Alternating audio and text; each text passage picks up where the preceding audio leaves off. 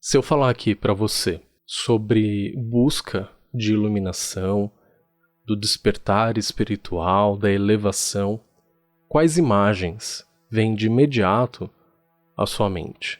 Pensa aí. Deixa vir imagens que você associa a pessoas ou à busca da iluminação, ao despertar espiritual, a essa elevação que muitos falam. Quais signos, quais sinais aparecem na sua mente? Muito provavelmente você imagina alguém sereno, talvez de olhos fechados, sentado ou numa posição confortável. Palavras como meditação, desconexão e autocontrole podem vir à sua mente. Antes de começar esse episódio, eu quero te convidar, fazer um convite sério para você, para me seguir lá no Instagram, @aloucatarô. É muito importante, se você ouve o podcast aqui com frequência, semanalmente, que você também me siga lá, porque lá no Instagram eu crio 2 conteúdos complementares a esse aqui do podcast. Ou seja, semanalmente eu crio um texto e posto no feed do Instagram e também crio um vídeo no IGTV. Ambos são complementares às coisas que eu abordo aqui. Não são repetições, são conteúdos que juntos trazem pra gente uma oportunidade de meditação sobre o tema abordado aqui no podcast com maior profundidade, com mais imersão. Além disso, quase que cotidianamente eu posto stories com tiradas de tarô surpresa, com algumas novidades, então me acompanhem lá também. Se você quer me seguir no meu Instagram pessoal, é @DiegoPonciano. Hoje, se preparem, tem leitura das cartas no final do episódio. Então, como você já sabe, é hora de você meditar numa pergunta e escolher um número para que lá no final do episódio o tarô dê o seu conselho, dê a sua resposta, baseado no que você meditou, perguntou e pediu de conselho para os arcanos. Então escolhe um número 3, 2 ou 1 e lá no final a gente vê o que saiu. O Sol do tarô, o arcano 19, ele joga luz na escuridão e faz com que recebamos energia para renascer. Logo na sequência, depois do 19, vem o arcano 20, que é o julgamento. Ele, dentre inúmeros significados e possibilidades, representa um despertar, um chamado. Ele normalmente tem um anjo nas nuvens, que remete muito, à imagem que muitos têm do arrebatamento lá do Apocalipse cristão. Na parte inferior das representações desse arcano, vemos pessoas saindo de suas tumbas como se estivessem ressuscitando, ou seja, como se fosse o arrebatamento mesmo, Mas as interpretações arcanas e do tarô estão bem longe dessas representações mais bíblicas. Como eu disse no começo, a gente associa o despertar com algo angelical, bonito, e que virá de fora com uma luz cintilante e que vai arrebatar a gente em profunda paz e discernimento. Todos os ensinamentos do tarô, em cada um dos arcanos, nos mostram que nós possuímos todas as ferramentas aqui, nesse corpo mesmo, nesse mundo que a gente vive, para alcançar todas as nossas potencialidades, sejam elas, entre aspas, boas ou ruins. Você pode ser extremamente materialista e burocrático, como o Imperador, o Arcano 4. Você pode ser abusivo e inconsequente, como o Arcano 15, que é o Diabo. Você pode ser introspectiva, como a Sacerdotisa, ou expansiva, como a Imperatriz. E nenhum desses arcanos vai virar e te falar que você está errado, porque nenhum deles é errado. Não existe certo e errado. O julgamento, o arcano 20, ele antecede o último arcano do tarô, que é o mundo. O mundo, ele atingiu um conhecimento amplo de todas as coisas após passar por cada arcano. Ele aprendeu na marra a lição de cada um deles. Mas antes de atingirmos essa completude, que é representada no arcano mundo, no arcano 21, que encerra a sequência dos arcanos maiores, a gente precisa acessar todas as nossas potências para enxergar a realidade como ela é. É o famoso despertar. E para a gente vivenciar esse despertar, não falta muito, porque a gente possui aqui nesse corpo que a gente vive, que a gente tem, todas as ferramentas necessárias. Os nossos sentidos, nossos 5 sentidos, eles traduzem as manifestações ao nosso redor.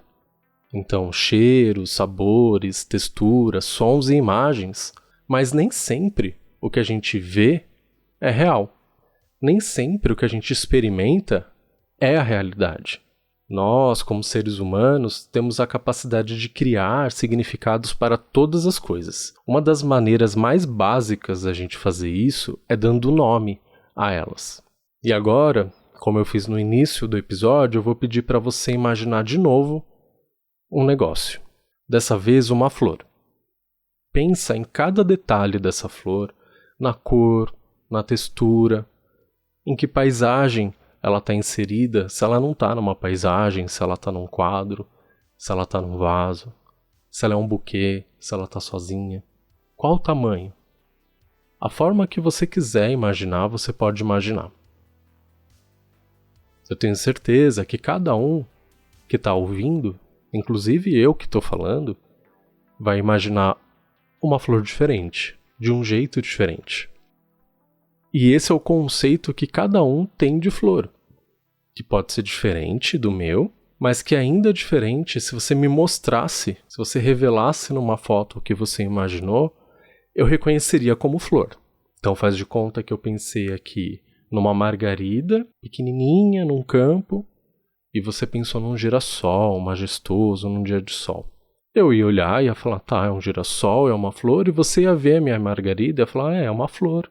É uma margarida, porque a gente tem as mesmas referências, as duas coisas são flores, mesmo que cada um, ao falar flor, pense de uma forma diferente. Agora, ainda usando a flor como exemplo, faz de conta que você consegue conversar com um pássaro, com um beija-flor.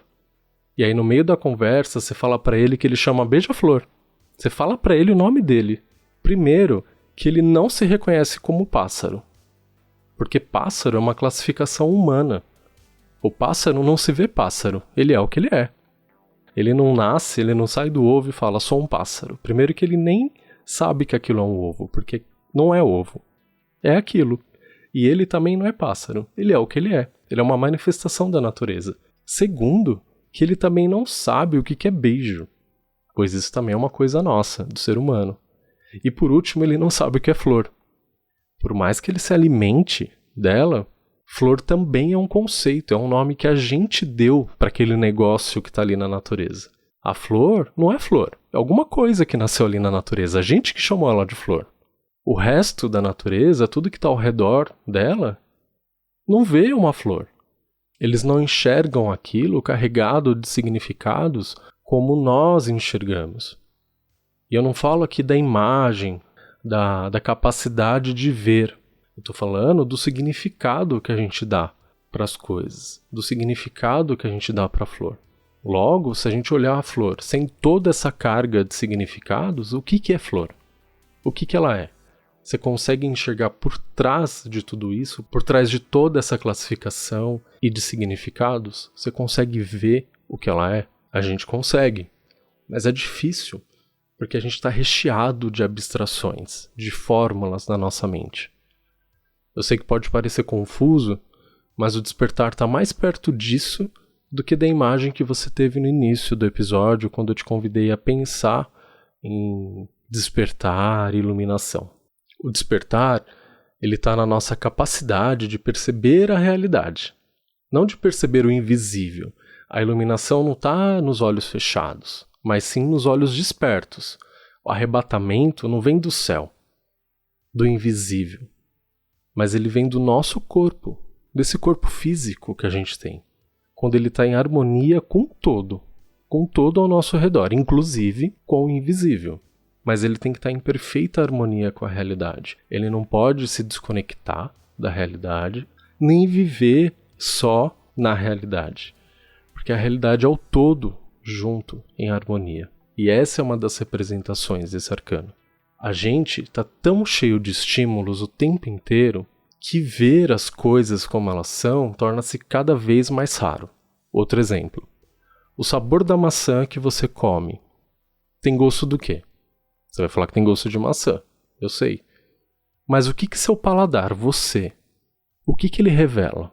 Além do sabor que você já classificou como sabor de maçã. Você entende que todos os nossos sentidos estão classificados já? Você não teve a oportunidade de falar o que o gosto desse negócio que você morde, que faz crack, tem. Você morde e fala, tem gosto de maçã. Tá, mas que gosto é esse? Que sensações são essas que você sente? As cores que você vê e que você chama de vermelho, verde ou azul, sem esses nomes, sem esses significados, o que elas te mostram? O que elas são? O que é o verde sem o nome verde? O que é o azul sem o nome azul?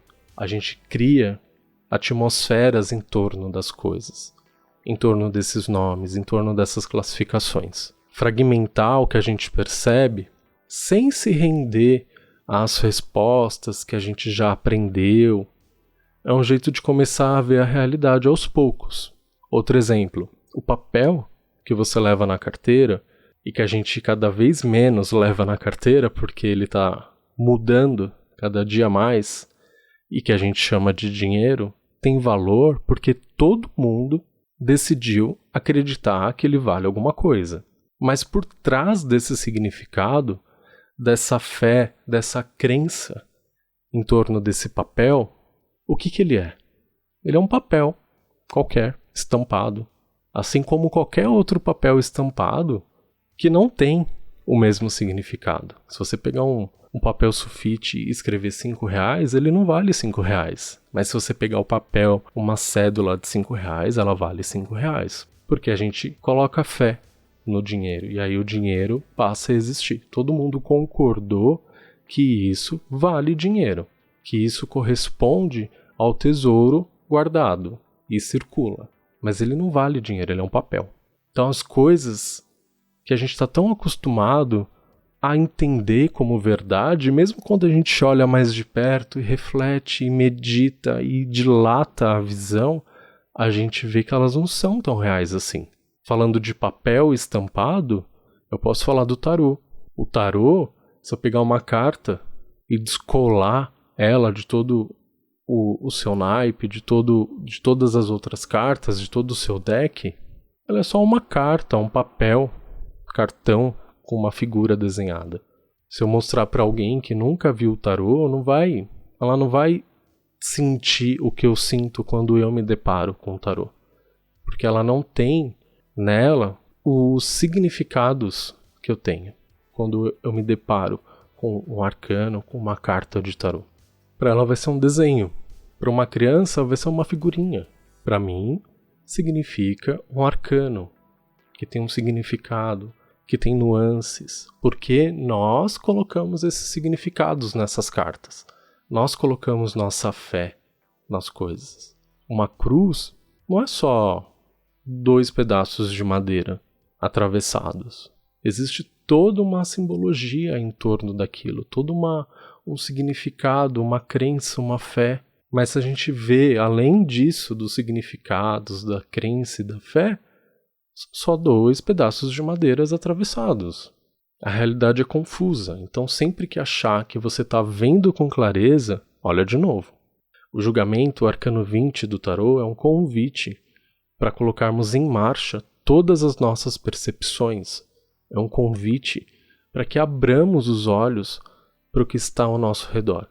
Um olhar dilatado que ultrapassa nomenclaturas, fronteiras, cores, raças, classes sociais, tudo que limita as existências, as possibilidades, as percepções. O julgamento convida a gente a atravessar essas fronteiras. É um convite para que deixemos de romantizar a realidade, porque quando a gente romantiza, ela se transforma em ficção. É um convite para que deixemos de nos esforçar tanto para ter aquilo que foi dito que tínhamos que ter. É um convite para revermos nossa relação com as nossas posses. Porque mais do que todas as coisas, elas são irreais. São invenções com o intuito de serem consumidas, mais nada. Para um peixe, o mar não é um mar. É a sua realidade, ponto. Ele nem pensa no mar como mar, né? Ele nasceu ali, provavelmente vai morrer ali. É como se fosse aqui fora pra gente a terra, o mar lá dentro é pro peixe. Pra gente aqui fora, o mar pode significar um monte de coisa. Pode significar férias, verão, vista, uma vista bonita, um pôr do sol, água de coco. Pode significar um medo, pode significar um trauma, pode significar sal, pode significar Deus, deusa. São muitas possibilidades e significados. Mas por trás de todas elas, de todos esses símbolos, de todas essas lembranças e associações, só existe uma infinidade de água que vai e vem.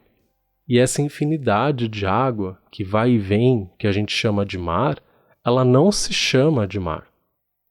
Mas ao mesmo tempo, ela se permite ser chamada de qualquer coisa.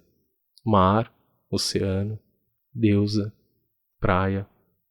Eu sou muito fã da saga Matrix, que teve o seu primeiro filme lançado em 1998. Meditando sobre esse arcano, sobre o julgamento, sobre esse tema que eu estou abordando aqui hoje, o filme me veio à mente. Inclusive, pensando e estudando esse arcano essa semana para gravar o podcast, eu decidi rever o primeiro filme.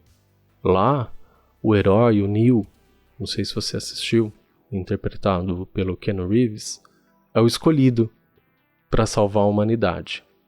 A humanidade está dormindo há muitos anos, porque a Terra foi dominada pelas máquinas, que fizeram dos humanos baterias, ou seja, as máquinas se alimentam da energia humana.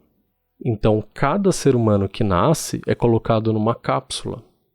E lá, eles ficam dormindo, adormecidos para todo sempre. Enquanto a mente de cada ser humano está em completa atividade, vivíssima, só que numa simulação do que era a Terra antigamente. Então, enquanto o corpo está numa cápsula, servindo de alimento para as máquinas, a mente de cada um desses seres humanos está plugada numa realidade artificial, que é a chamada Matrix, que é uma simulação de computador. O filme gira em torno dele conseguir vencer as máquinas, conseguir vencer o sistema, a Matrix, para que os seres humanos despertem e saibam que nasceram numa simulação. Que o mundo que eles chamam de real não passa de um programa. E que o corpo verdadeiro, orgânico, está adormecido, servindo de bateria para as máquinas. Por outro lado, essas máquinas elas habitam no que era a verdadeira Terra, que está totalmente detonada. Não existe mais luz do sol, não existe natureza, nada. É tudo máquina, máquina, máquina, máquina. E a Terra, como a gente conhecia até então, não existe mais. Então a gente vive nessa simulação que é idêntica a essa realidade que a gente conhece. Eu gosto desse filme porque eu considero ele uma ótima analogia ao que a gente vive. A gente está acordado, a gente está desperto, ou somos ferramentas de um sistema que visa lucro e consumo. Nossas escolhas são nossas escolhas? Quem nós somos sem todo esse aparato ao nosso redor, sem todos esses estímulos, sem todos esses rótulos que a gente cria, sem todas essas ocupações que a gente inventa? Nos últimos dias, temos recebido a oportunidade de nos depararmos com nós mesmos. Quem é você sem o seu trabalho, sem a sua roda de amigos, sem a sua rotina de consumo, de academia, de shopping? Quem tem sido esse que até aqui seguia de forma impecável um script, mas que agora tem que se deparar com o verdadeiro eu? Sem todas essas máscaras e distrações, quem é você? É um excelente momento para a gente experimentar e enxergar. Numa das falas do filme, logo no começo, o Neo que acaba de ser liberto da Matrix, pergunta para um dos personagens, que já estavam acordados: por que meus olhos doem? E o outro personagem responde: é porque você nunca usou ele antes. Essa analogia de Matrix é derivada de uma série de filosofias e mitos que já são bem conhecidos, mostrado ali de uma forma super cinematográfica, obviamente, mas que não deixa de passar para frente a mensagem. Outros exemplos que eu poderia dar aqui sobre despertar é sobre Adão e Eva, da Bíblia, por exemplo, né? Eles foram criados e colocados num jardim perfeito, um jardim lindo, maravilhoso, por Deus. Estavam lá, não faltava nada, estava tudo lindo, maravilhoso, e largados e pelados, né? Mas Deus falou: ó, aquela árvore ali, ó, nem pensar, hein? Não pode. E aí o que aconteceu? Uma serpente, né, foi lá e falou: ó, pode sim, você pode comer esse fruto aqui, que você vai ter discernimento, você vai abrir os seus olhos, você vai passar a enxergar a verdade. Você vai ter discernimento do que é bom, do que é ruim. O que você está vivendo aí não é a verdade completa, e não era mesmo. Eles estavam vivendo ali um fragmento do que poderia ser a vida deles, do que era um mundo de verdade. E depois que eles comem o fruto, eles são expulsos, né, do paraíso. Deus tira eles de lá e colocam eles no mundo real. Da porta para fora do paraíso existe um mundo, existe uma série de possibilidades que eles estavam privados até ali. Então eles tiveram a escolha de comer aquele fruto, foi dado ali então um livre-arbítrio, né, uma escolha para eles de viver naquela fração de realidade, naquele simulacro de uma parte da realidade, ou de despertar, passar a enxergar. Tanto é que uma das partes mais marcantes aí desse mito da Bíblia é quando Adão e Eva se enxergam pela primeira vez nus. Eles já viviam nus, mas eles não tinham vergonha, eles não tinham discernimento do próprio corpo deles. Eles não se viam daquela maneira, não se viam com malícia. Ou seja, eles tinham acesso a uma parte do que era ser humano. Eles não enxergavam completamente. E aí eles passam ali a sentir vergonha e se cobrem, segundo esse mito na Bíblia. Outra associação que é bem explícita em Matrix é o mito da caverna, de Platão, onde pessoas nascem acorrentadas numa parte da caverna e conseguem visualizar na parede projeções, sombras e sons, ecos, de objetos que na verdade estão sendo transportados atrás deles e que eles não conseguem ver, porque está atrás de uma parede. Então algumas pessoas transportam ali alguns objetos e fazem sons frente a uma fogueira e acaba projetando sombra nessa parede que os acorrentados ficam de frente. E durante toda a existência deles, eles entendem que aquelas projeções, aquelas sombras, aqueles sons que eram assustadores, eram a verdade. Até que um consegue se libertar da corrente e ver que o que eles viam na parede eram sombras, não era a realidade. E mais, ele consegue se afastar da caverna e sair dela. Quando ele sai, ele se depara pela primeira vez com um dia ensolarado e essa luz do sol cega ele. Sabe quando a gente olha para o sol, que a gente sai assim da casa, que tá numa luz ok, aí você sai no quintal, tá aquele clarão que você demora para voltar a enxergar?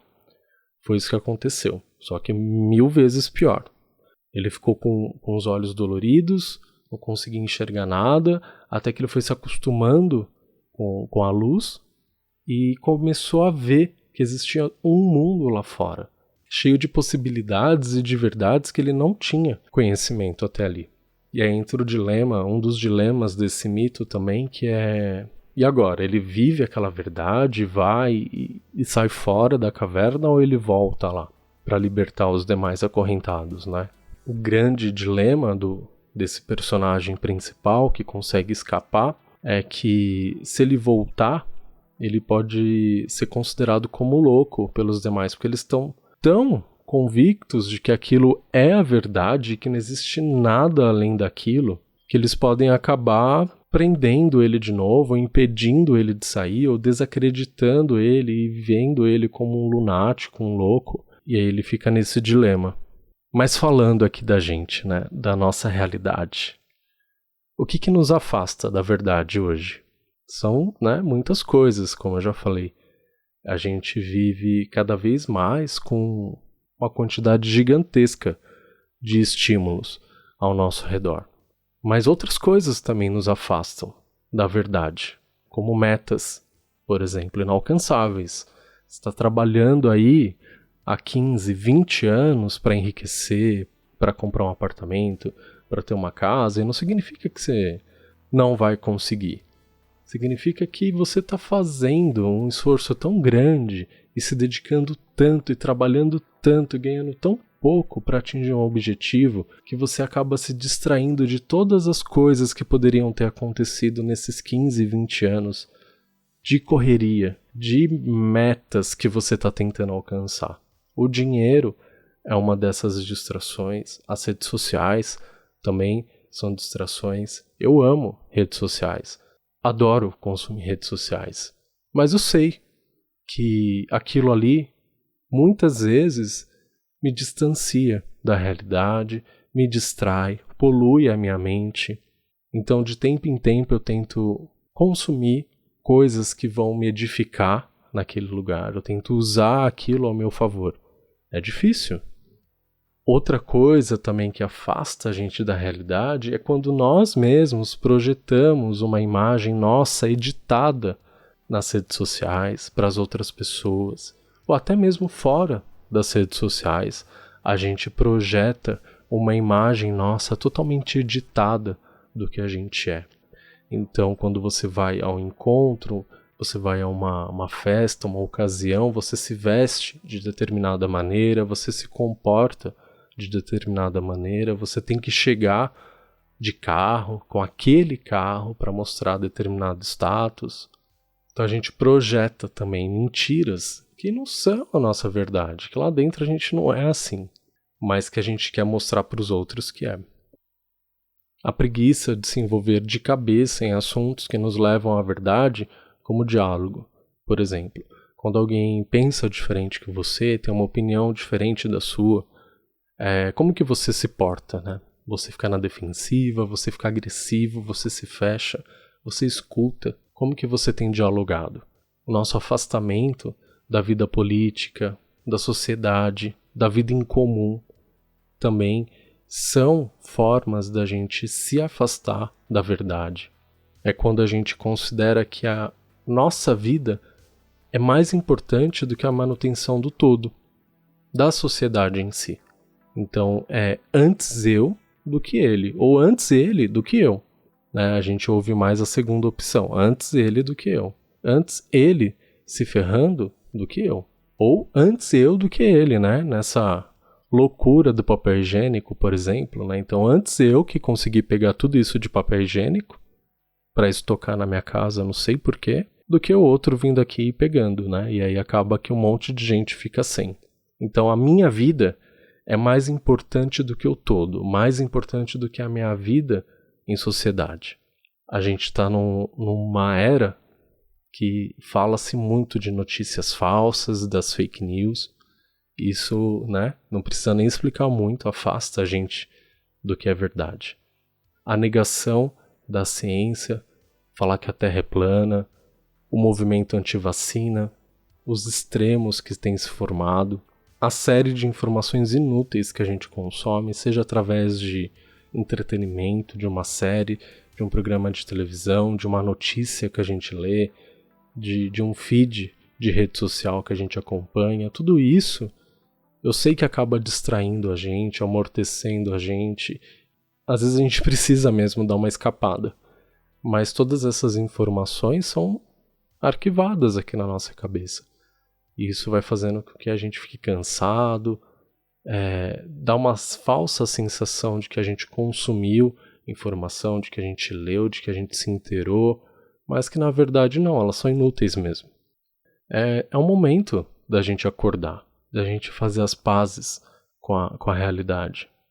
E não é gostoso, é um trabalho de formiguinha que todos os dias a gente vai ter que fazer. É hora da gente acordar, ou de pelo menos aceitar que a gente estava dormindo. O primeiro passo é aceitar que a gente estava dormindo, que a gente não estava enxergando o que era verdade. Mas que agora a gente está. Que a gente não sabe tudo o que é verdade, mas que a gente vai investigar, que a gente vai atrás. Que a gente está comprometido com a verdade. Esse é o convite do julgamento.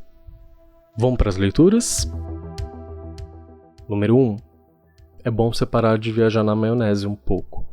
Para de criar expectativas românticas sobre as relações que você tem, sobre as parcerias que você tem. Seja mais pé no chão. Não quer dizer que você não pode sonhar, que você não pode ter planos, que você não pode desejar, almejar, ter as coisas. Não é isso. Mas seja um pouco mais realista. Você coloca muita emoção, muita expectativa, muito romance e acaba se distanciando da verdade. Pensa no que eu falei aqui hoje, nesse episódio, e aplica na sua vida.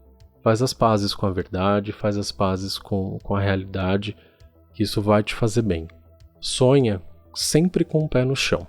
Se emociona sempre com o pé na realidade. Não se entrega totalmente às fantasias, às expectativas, porque não está te fazendo bem. Você vai acabar se frustrando. Número 2. Vai que vai. É hora de expansão, é hora de conhecer novos terrenos. Você não vai ficar onde você está. Você, daqui para frente, vai adquirir novas habilidades, vai conhecer novas possibilidades, novas pessoas. E isso vai expandir, principalmente aí a sua área material, o seu trabalho, a sua vida profissional. Você vai acabar expandindo os seus ganhos, seus lucros. É o momento de você aceitar essa jornada, essa caminhada. Muitas coisas podem mudar, muitas coisas podem mudar muito rápido e não tenha medo. Tudo que vai acontecer vai ser para o seu bem. Manda ver. Número 3. O momento pede pouca ação e mais reflexão, mais cabeça e menos ação, mais pensamento e menos ação. Para de tentar bancar aquilo que você ainda não banca. Deixa as ideias amadurecerem. Deixa elas virem, revisa de novo. Não vá com tanta sede ao pote. Não é hora de colocar em prática aquilo que você pensou. É hora de pensar, ponto. Não é hora de executar o que você pensou. Você ainda nem dá conta das coisas que você pensa. Deixa elas amadurecerem mais. Aceita esse momento de pausa, de descanso, para você rever as coisas, para você ver de um outro ponto de vista, para você enxergar através de um outro ângulo aquilo que você via até então de um outro lugar. Agora você tem a chance de enxergar diferente. E esse enxergar diferente vai fazer com que você expanda o seu entendimento, o seu discernimento sobre as coisas, sobre o que você está visando. Então espera, faça as pazes com essa pausa e descansa. Não é hora de você lutar pelo que você quer, não é hora de você argumentar, falar, é hora de esperar. Se você precisa de uma leitura de tarô um pouco mais profunda, me chama lá no Instagram, por direct, para a gente marcar um atendimento com você. Por enquanto, os atendimentos são feitos apenas por telefone, existem vários formatos de atendimento. Me chama que eu te explico melhor e te passo os valores. Se você gostou desse episódio, compartilha, manda para um amigo, manda no grupo de WhatsApp, compartilha no Facebook, no Twitter. Me ajuda muito. Como eu já falei aqui, eu crio esses conteúdos com muito amor, com muita dedicação, e eu não ganho nada criando eles, financeiramente falando. Então, quando vocês compartilham isso, quando levam para mais pessoas, vocês me ajudam criando uma credibilidade em torno do meu trabalho, além, claro, de você levar para frente todas essas conversas que a gente tem aqui para uma pessoa que esteja precisando ouvir isso, que esteja precisando se conectar com essas informações e com esses pensamentos. Vamos fazer essas mensagens, essas palavras, essas meditações chegarem a mais pessoas. Me ajudem a fazer isso. é muito importante para mim. Uma ótima semana para você, um beijo e até a próxima. Tchau!